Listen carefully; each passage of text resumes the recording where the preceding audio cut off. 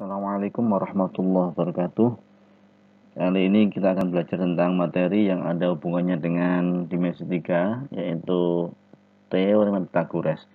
Yang kita pahami dari sejak SMP atau Sanawi bahwa teorema Pythagoras itu adalah berlaku hanya untuk segitiga siku-siku, yang intinya kuadrat sisi miring atau hipotenusa sama dengan jumlah kuadrat sisi yang lain, yaitu berarti sisi yang siku-siku. Misalkan kita punya gambar seperti ini berarti sisi miringnya, ini sisi siku-sikunya ya. Berarti rumus yang kita punyai adalah sisi miring kuadrat berarti A kuadrat sama dengan jumlah kuadrat sisi yang lain. Nah, untuk berikutnya kita manipulasi, kita kembangkan rumus itu menjadi bentuk dalam akar. Jadi sisi-sisinya ini kita kasih tambahi akar ya. Berarti rumusnya menjadi sisi miring kuadrat berarti ini menjadi A, akar B kuadrat menjadi B, akar C kuadrat menjadi C. Berarti intinya jika nanti dalam soal ada angka yang terletak dalam tanda akar semuanya, nanti yang sisi miring berarti kita tinggal jumlahkan angkanya yang di dalam tanda akar. Berarti yang lain otomatis nanti dikurangi. Nah, pokoknya ini intinya yang sisi miring kita hitung dengan menjumlahkan angka yang lain, yaitu angka yang di dalam tanda akar ini. Contoh yang pertama, kita punya gambar seperti ini. Ini sisi miringnya adalah A, berarti dapat kita tentukan sisi miring kuadrat sama dengan jumlah sisi yang lain dikuadratkan ya. Jumlah kuadrat sisi yang lain. Kita hitung berarti kita punya 45 dari 9 tambah 36 berarti A-nya adalah akar 45 karena dari kuadrat jadi akar. Nah, dari materi ini kita sederhanakan dengan cara seperti ini. 45 adalah 9 kali 5. Ini materi kelas 10 ya. Menyederhanakan bentuk akar sehingga hasilnya adalah A-nya 3 akar 5. Kemudian contoh yang kedua, gambarnya ada nilai akarnya 2 akar 3.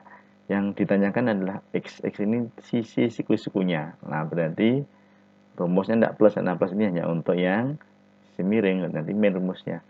Nah, ini E kuadrat sama dengan sisi yang miring kuadrat dikurang ya, ini hati-hati, dikurang 2 akar 3 kuadrat. Kita hitung 36 ya, ini 12 ini dari 4 kali 3, karena 2 kuadrat itu 4, akar 3 kuadrat itu 3, 4 kali 3 12. Sehingga X kuadrat sama dengan 24 dan X-nya sama dengan akar 24. 24 adalah 4 kali 6, sehingga hasilnya adalah X-nya 2 akar 6. Itu contoh 1 dan contoh 2 menggunakan cara yang pertama, cara yang ini. Sekarang perhatikan untuk berikutnya.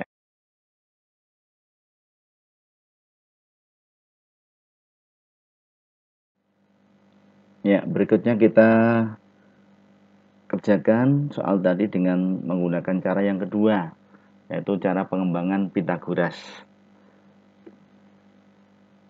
Ya, tadi gambar yang pertama seperti ini. Kita tentukan A-nya. Nah, perhatikan. Nah, ini ya. Nanti angka 3 ini kita modifikasi menjadi 3 akar 1 biar muncul akarnya, karena 3 kali 1 itu 3. Terus angka 6 kita modifikasi menjadi 3 kali 2. 3 menyesuaikan ini, 3-nya lah 2 kita modifikasi menjadi akar 4. Akar 4 berarti ini kita punya akar 1, kita punya akar 4. Berarti nanti nilai A-nya adalah 3 akar 4 tambah 1, karena sama-sama angka yang di dalam tanda akar, tinggal menjumlahkan. 4 tambah 1. Hati-hati ya, ini 3, ini juga harus 3. Akar 4, akar 1 berarti akar 4 ditambah 1. Angka yang di dalam tanda akar. Berarti hasilnya adalah 3 akar 5. Itu contoh soal yang pertama. Yang kedua, ini gambarnya tadi seperti ini. yang ditanyakan yang sisi siku-siku, hati-hati ya. Nah, perhatikan gambarnya. 2 akar 3 tetap 2 akar 3 karena sudah ada tanda akarnya ya. Nah, angka 6, angka 6. Nah, ini yang kita harus modifikasi, pahami ini ya, perhatikan baik-baik. 6 diubah menjadi 2 kali 3. 2 ini menyesuaikan 2 ini. Bukan 3 kali 2 tapi harus 2 kali 3. 2 di depan ya, 2. Ini juga 2. Berikutnya, nah yang angka 3 dimodifikasi atau diubah menjadi akar 9. Nanti 2 akar 9 ini sama dengan 6. Sengaja dimunculkan seperti ini untuk menyesuaikan ini. Ya, berarti yang sisi X-nya tinggal menghitung, mengurangi angka yang di dalam tanda akar. 9 kurangi 3 berarti 2 akar 6. Nah, ini saya kira untuk cara kedua perlu Anda pahami berulang kali, baca berulang kali sampai paham. Kalau sudah paham nanti bisa dikerjakan soalnya. Assalamualaikum warahmatullahi wabarakatuh. Mari kita mulai dengan bacaan Bismillahirrahmanirrahim. Kita lanjutkan materi tentang keluasi ketiga, yaitu materi yang masih ada kaitannya dengan materi dimensi 3, yaitu kita kenal sejak SD atau MI. Kalau ada gambar seperti ini, segitiga siku-siku ya, ini berarti alasnya, ini tinggi, ini alasnya C, berarti tingginya D. Atau ada gambar seperti ini, garis sembarang. Ini alasnya A, sama ya, tingginya B. Kalau alasnya C, tingginya D. Yang perlu Anda perhatikan adalah alas dan tinggi itu harus ada kaitannya dengan tanda siku-siku. Berarti alas dan tinggi itu saling tegak lurus. Nah, ini luasnya kita kenal setengah alas kali tinggi. Berarti pada gambar yang pertama ini dan yang kedua ini sama, betulan. Kalau alasnya A, tingginya B, ini juga sama, A tingginya B, berarti setengah kali A kali B. Berikutnya yang kedua, setengah kali C kali D. Ini berarti maksudnya kalau ada alasnya kita ambil C, berarti tingginya D. Ini juga sama. Dari sini dapat kita hilangkan, nanti ini hilang. Berarti dapat diambil kesimpulan bahwa nilai D-nya adalah A kali B dibagi C. Ini nanti formula yang akan sering kita pakai dalam soal-soal pada dimensi 3. Pahami bahwa AB untuk gambar yang pertama adalah sisi yang siku-siku atau sepasang sisi siku-siku. Ya, AB adalah sepasang sisi siku-siku atau sepasang alas dan tinggi, ya. Dan C-nya adalah sisi yang lain. Kita lanjutkan ke slide yang berikutnya. Ya, kita perhatikan contoh berikut ini. Yang pertama, ada gambar segitiga siku-siku dengan panjang alas ini 4, tingginya 3, ditanyakan X-nya. Dengan mengingat materi yang sebelumnya, kita bisa menentukan nilai dari sisi miring ini atau hipotenusa yang kemarin ya. Nah, perhatikan untuk angka 3 kita ubah menjadi akar 9, 4 kita ubah menjadi akar 16. Berarti sisi miring otomatis kita tinggal menjumlahkan angka yang ada di dalam tanda akar, yaitu 9 ditambah 16. Berarti yang sisi miring ini kita temukan akar 25, jadi sama dengan 5. Itu contoh sederhana. Atau dan kalau yang masih ingat di SD atau SMP, 3, 4 otomatis ini 5. Triple Pythagoras ya.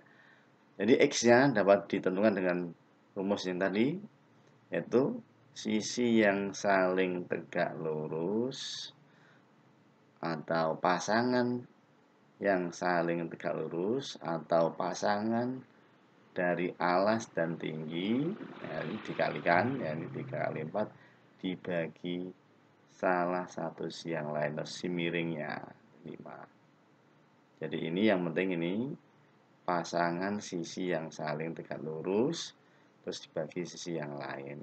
Nah, ketemunya ini. Contoh yang kedua, ada gambar seperti ini. Nah, ini ada angka 6, tingginya 8, kalau ini 10, berapa X-nya? Sama caranya. Nih, 6 dan 8 adalah pasangan sisi dan tingginya, atau alas dan tingginya. Ininya saling tegak lurus. Ini salah satu yang lain. Nah, itu hasilnya berarti 4,8.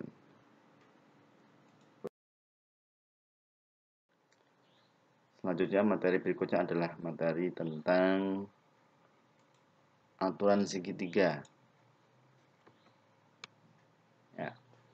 Jadi pada segitiga siku-siku berlaku, kemarin kita punya teorema Pythagoras. Sekarang kita lanjutkan.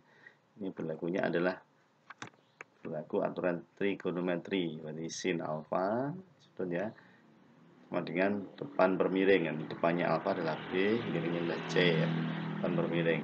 Cos alfa, samping bermiring. Ini sampingnya, ini miringnya. Tangan alfanya adalah depan per samping. Depan per samping. Itu teori pada kelas 10 kalau tidak salah. Ya, berikutnya untuk segitiga yang sembarang. Jadi tidak mesti siku-siku. Kalau yang ini harus yang siku-siku.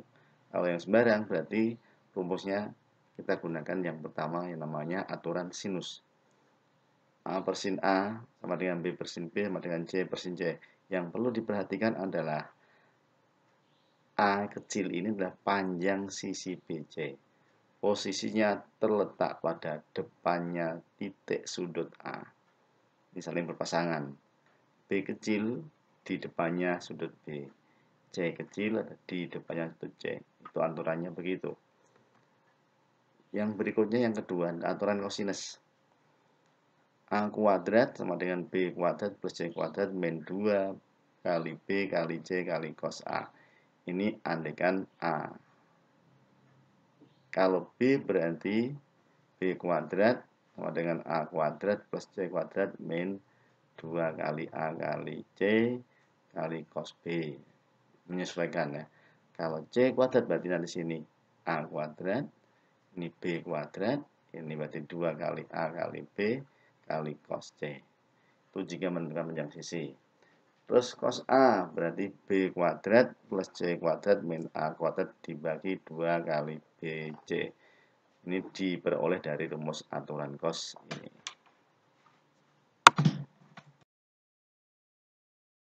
Ini tugas yang perlu Anda kerjakan. Silakan jangan sampai tidak mengerjakan, ya. Semua dikerjakan di kertas. Jangan lupa kasih nama, nomor absen dan kelasnya. Nanti dikumpulkan di madrasah seminggu setelah pertemuan ini pada jam 9 sampai jam 11. Terus bagi yang masih di luar kota atau belum ke Kudus karena situasi pandemi ini, tetap mengerjakan tapi hasilnya difoto dan dikirim ke WA saya ini, ya. Mungkin itu yang dapat saya sampaikan. Mudah-mudahan ada manfaatnya. Selamat belajar. Moga Allah selalu meridhai dan berkahi kita. Wassalamualaikum warahmatullahi wabarakatuh.